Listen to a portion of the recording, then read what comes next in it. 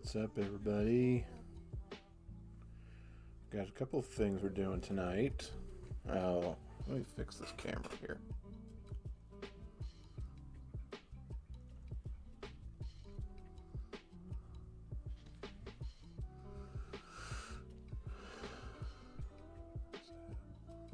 It's looking okay. It's still pretty bright. Nice if we could get a little.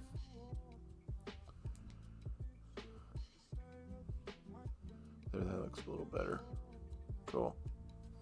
Yeah, so there's a few things we're doing tonight.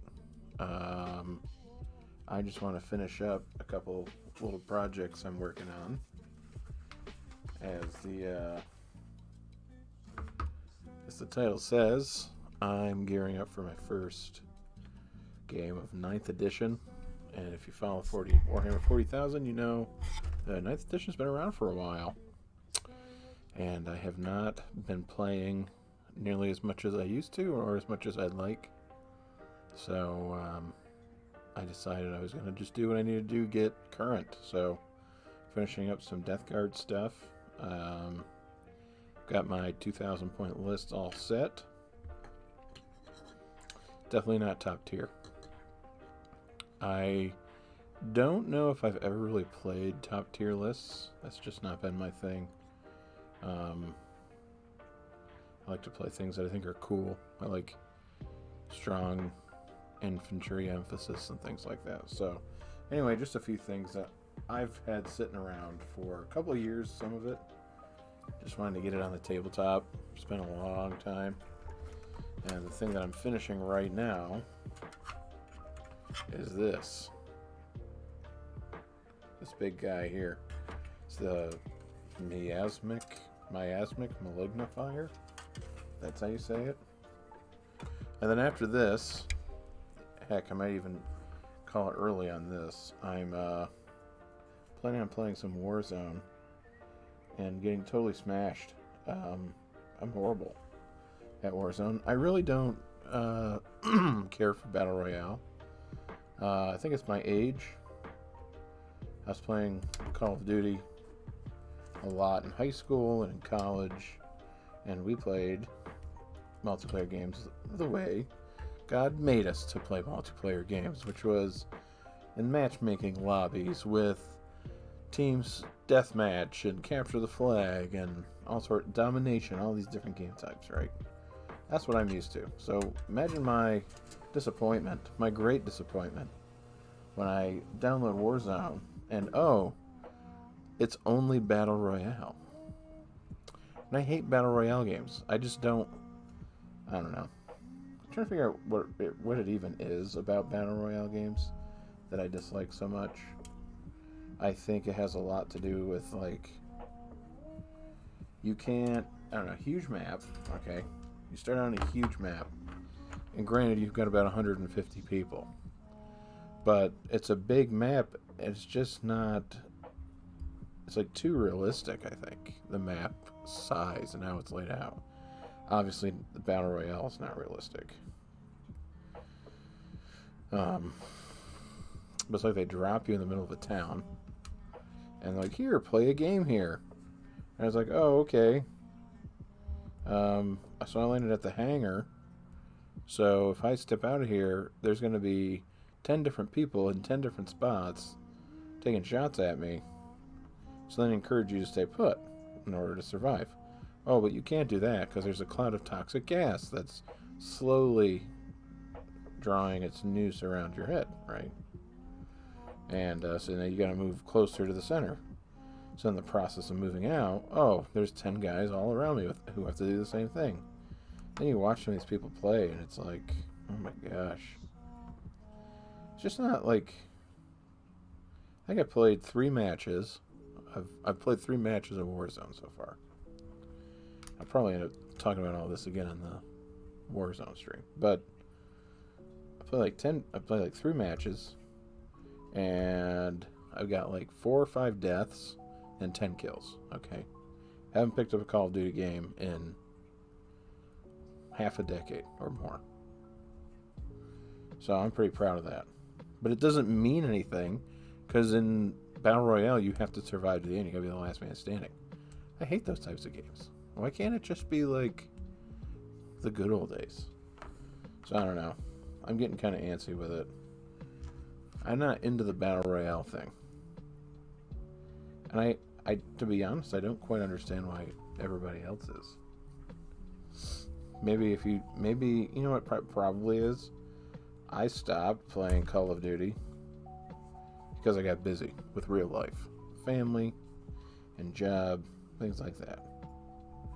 But I can imagine, had I not stopped playing, somewhere around, what is it, Black Ops 3 or whatever, after, if you've been playing Call of Duty franchise since the mid-2000s like I had, you'd just be basically done with the game, because it was the same thing over and over and over again.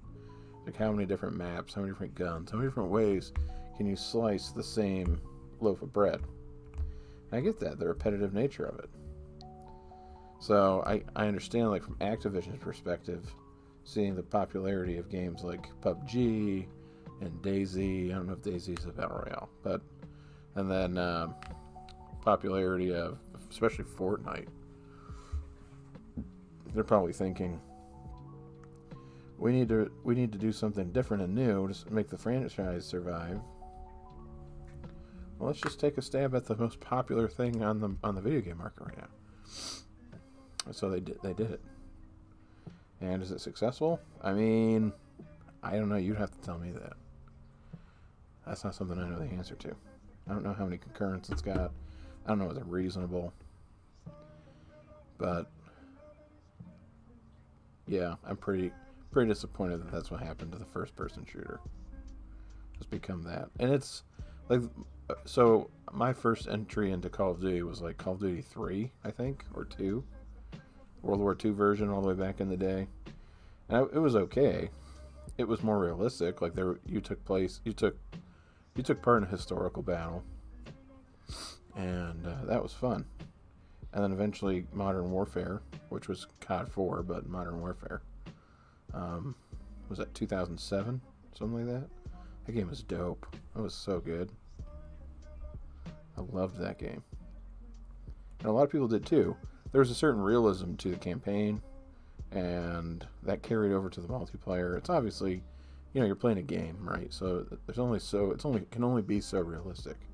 But at least it gave you the illusion of that. Like, it sought to give you a game that had some sort of a authentic type experience to it. And that continued more or less in Modern Warfare 2, but in a distinctly inferior way. And then with the Black Ops games, that just sort of, that's Treyarch Studios.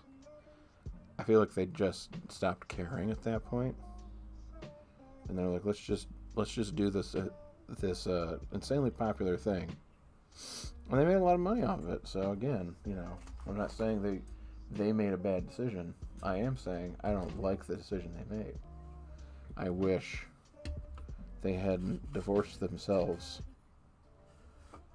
so fully from their old methods of things. I mean, looking at Warzone, they're not even making an attempt at realism. It's just like, a bunch of randos find their way to an island. Oh, someone's releasing this gas. Oh, let's all kill each other now. Like, I don't know. Not really sure what happened with games. One of the reasons why I don't really play multiplayer anymore, because I go to games for a different sort of experience. I've talked about this quite a bit before on the channel. That, like, multiplayer games are all well and good, but it's not really why I play a game. I don't play a game necessarily to have that kind of experience, especially that experience with others. I'm really looking for that solitary experience where I can get lost in a world and get immersed in the lore. Like, that's one of the reasons why I liked Skyrim so much, and The Witcher, and Cyberpunk, which I know that's an unpopular opinion. I think Cyberpunk's a great game. Something I want to play speaking of Cyberpunk, I want to play that on the channel, but I don't necessarily want to associate my channel with some of the content that's in Cyberpunk, so I'm still trying to figure out how I'm going to do it. I thought about doing a live stream, but I don't know if I really like that format for Cyberpunk. It's such a gritty experience. And if I didn't live stream it, if I recorded it, I could also edit things out. In that game, there's a lot of things that I personally would want to edit out. This is not like a kids channel, but it's meant to be at least somewhat family friendly. I don't want people to feel uncomfortable if their parents hear what I'm saying. That's important to me. So Cyberpunk's kind of tricky that way. They've got some of the language is not great for that sort of a channel, and some of the visuals aren't great. And I get, like, as an adult, playing that game makes a lot of sense to me. It's hugely appropriate for me. But that's the kind of stuff you don't want kids to see. And so when you put it on the internet, it becomes a thing. So I don't know. I'm thinking about doing it, but maybe in a more limited way. Sort of like snippets of the game. Not do back-to-back videos. But like maybe major plot points. Not the side quests. I'll do the side quests off camera, but do the main quest on camera. Some of the quests are like really good. Some of the side quests are too. So I don't know. Maybe I'd weave it together a little bit more selectively, but still try to keep it that way. So I don't know. You'll have to let me know what you think. Because I would like to play it. And I've been kicking around the idea of making a sort of a posthumous review of the game. I've been waiting, though, to do it until the DLC comes out, because I want to get all that juicy trending traffic. But I might do one anyway, because I'm kind of getting impatient, and I heard they pushed the DLC back to 2023. Who knows if that's accurate, but if it is accurate, I'm not going to wait another year. I'll give you a little preview of my opinion here. I think it's a great game. I think it's a fantastic game. In fact, I think in many ways, it's better than The Witcher 3. Now, that doesn't mean, I'm not trying to say Cyberpunk 2077 is better than The Witcher 3. That's anathema. I would never say that. It's a game that is going to sit in a world of its own. I don't know, decades until something will challenge the greatness of that game. That being said, though, it's kind of like apples and oranges. We're comparing Cyberpunk with The Witcher 3. They're not anywhere close to the same. They're not supposed to have the same experience. And I think a lot of people came to Cyberpunk expecting the Witcher experience. And that's just not how... That just was never how it was going to be. Yeah, they're both RPGs, but if you look at even the tabletop stuff, right? Like The Witcher is obviously, it was a book series turned video game, okay? Cyberpunk 2077 is a RPG game turned video game. A fair comparison might be comparing something like Dungeons and Dragons or Pathfinder, comparing that to the Cyberpunk tabletop stuff. A lot of the Cyberpunk stuff, if I'm not mistaken, I've got a friend who is way more into this setting than I am. But there's a setting that's very similar to Cyberpunk called Shadowrun, and it's Cyberpunk except with like fantasy characters, and like magic plays a role. And that predates Cyberpunk. I think Cyberpunk was sort of a spin-off, a darker spin-off of Shadowrun. Could be wrong. But these both sets, Shadowrun and Cyberpunk, I mean, they make D&D 5th edition look like child's play. Just to understand how to use the Cyberdeck system, it takes like a whole 300-page book just for that one aspect of the game, right? So you think about the depth and the level of complexity that undergirds these Cyberpunk worlds. You know, you can't just walk in and be like, we're going to do a third-person action shooter. Like, I'm sure that would have been popular, and I'm sure that would have been well received, but that's not the game. That's not Cyberpunk, right? And then I think a lot of people also expected it to be like this fully fleshed out AAA gaming experience.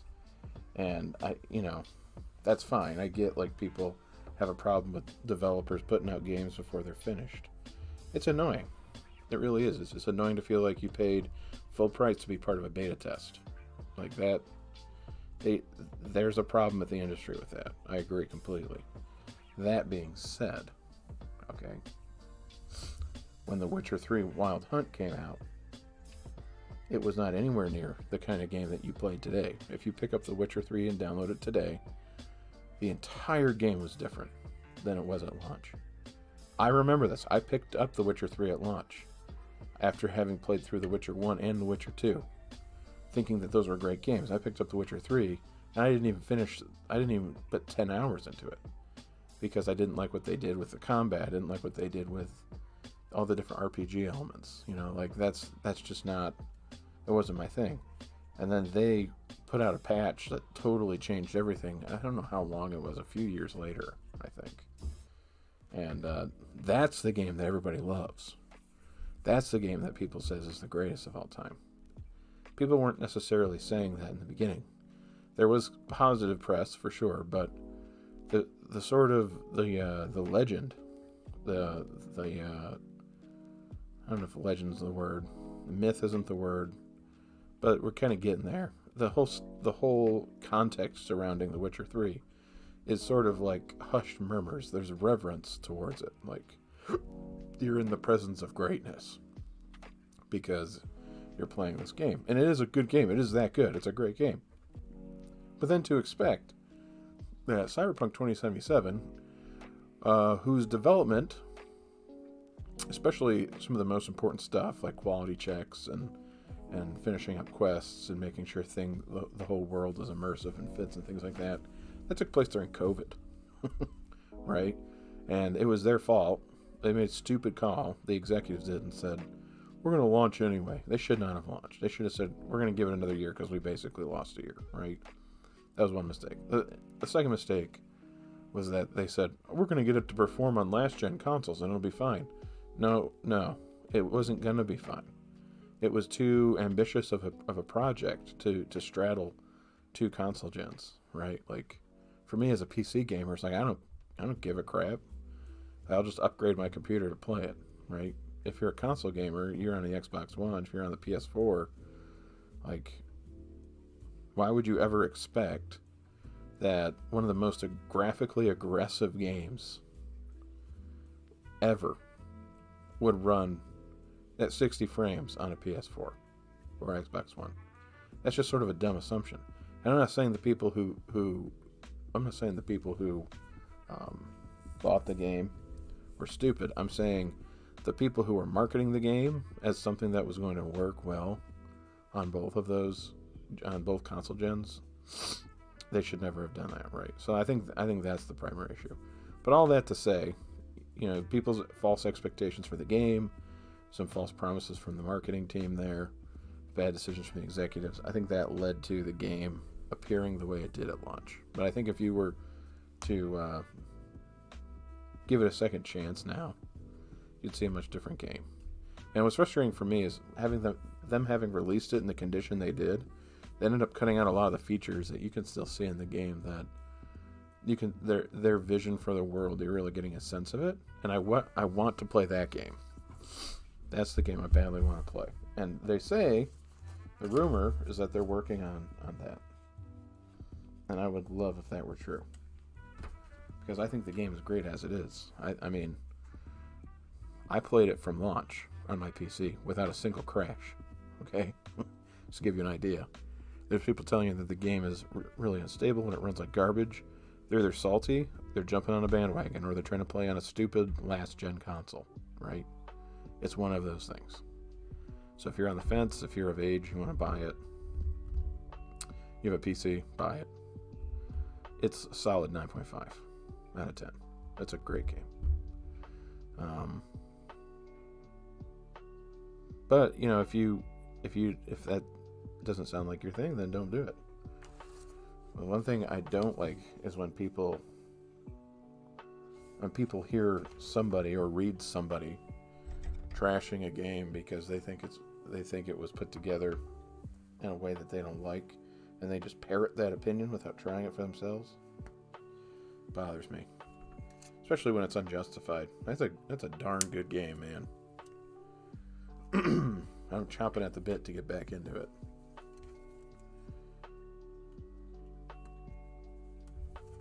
Alright, just a few more pieces here. Then I think I'm going to switch over to Warzone and get pwned.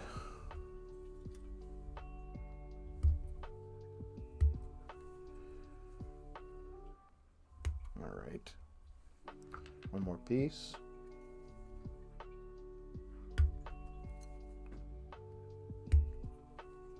There we go.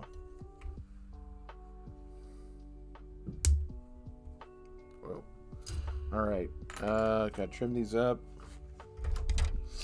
I'm gonna put them on.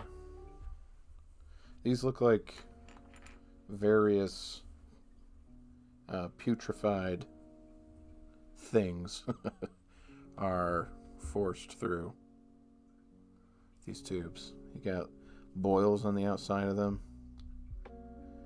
and you've got some of these dripping features.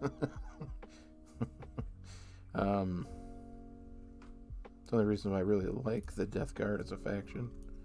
I just find it interesting that everything, all their machines, their armor, what they wear, their weapons, everything becomes almost like a living organism. Jumpy Rhino. What's up? Can I tell you a pickup line? Sure.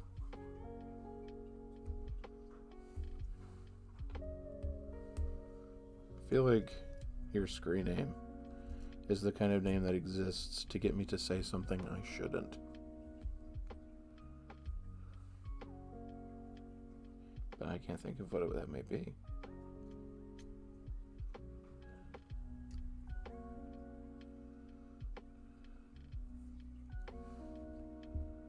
Do you like orange juice? It's okay, I guess.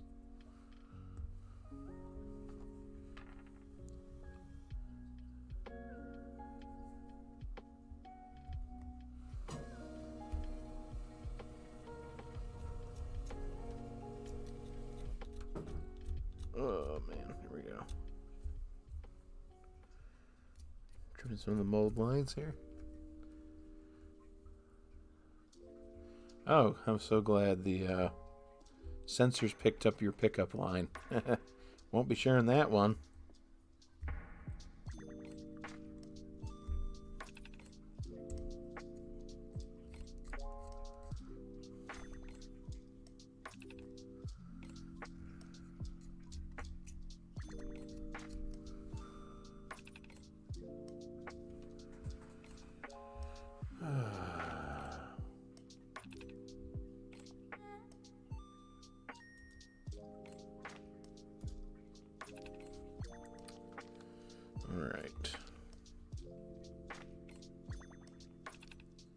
I think that's just an extra piece.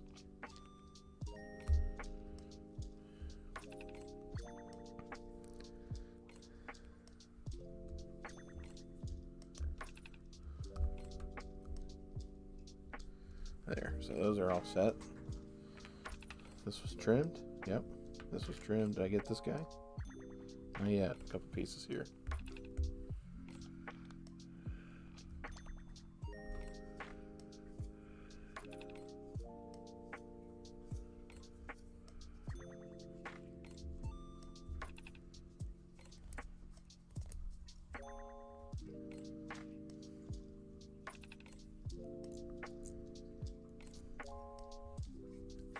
Then this attaches to that phalange. Though I've been hearing some good things about Starfield. Hey, Raining. Pretty excited about that to come out. That's set to come out in November. Makes me want to upgrade. I just upgraded, but I could use another GPU. talk about a game that's not going to be ready to launch. Oh man, Bethesda games are always so buggy.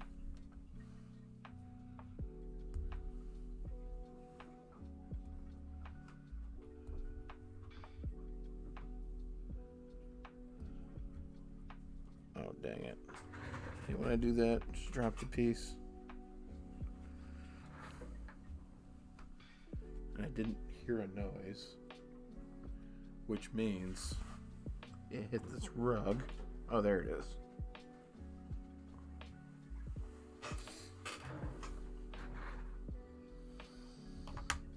I don't know what that means or anything.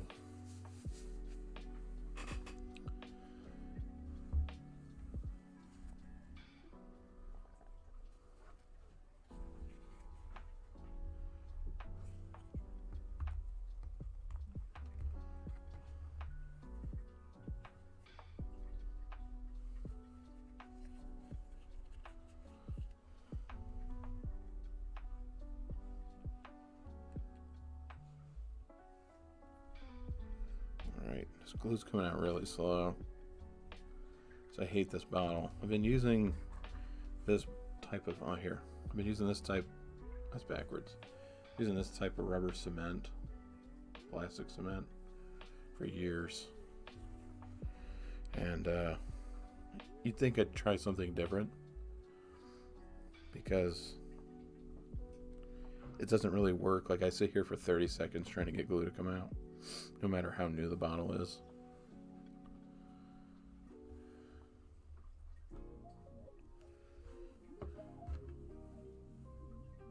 Alright, so the flange and the tube are glued together. Now, I'm going to attach all three of these things here. Oh, great. Why didn't they have me do this earlier? Okay. So put some glue down yonder. Put a little here. And we will, hopefully, it'll all go together fine. Oh, okay. That wasn't so bad. Could have been much worse. And then what else? We've got a piece here, a piece down here, and this is should go in a similar way, right? Oh boy.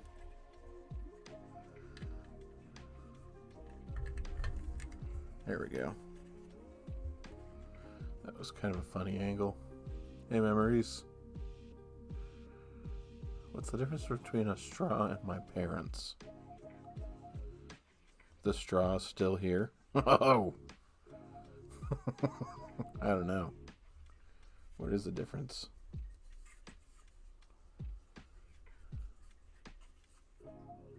Was that the right? Yeah, that was the right spot.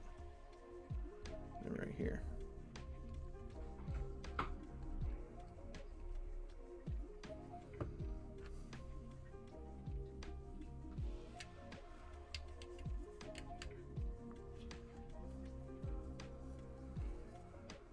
Straw didn't put me up for adoption. Wow, that was quite the joke. You guys are sick.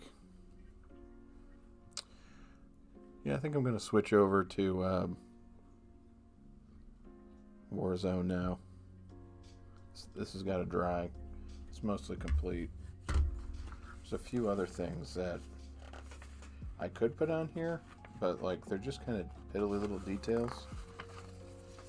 And I love how these are numbered. Okay, so I followed 3 pages of instructions so far. I just gotta show you this. Okay, starts with 1A right here. Okay, and then look at all of this. There's just pages. You can't see it very well. Here, look at this. Pages of directions. I'm all the way over here. And I just am about to turn the page, okay? Every direction up until this page, which is the second to last page, okay, is numbered 1. But there's like 14 boxes. Why don't they just number it 1, 2, 3? But no, it's 1A, 1B, 1C, 1D. It's like, I don't know. That's not how I do things. Games Workshop. I'm so close now, though. I'm like, nah. Yeah, there's still too much. All that stuff's got to dry, so let's switch over to Warzone. So if you're watching me right now and you want to keep watching me, make sure you hit the bell, because I'm about to end this stream to start up another stream for Warzone. I got to get it all ready, got to get everything set, and once I do, I'll be back on. Oh, he's back and reformed. I don't believe it. Okay, so we got to get that there. Like I said, make sure you're following, so you will find the stream when I pop back up. So thanks for joining me. Peace.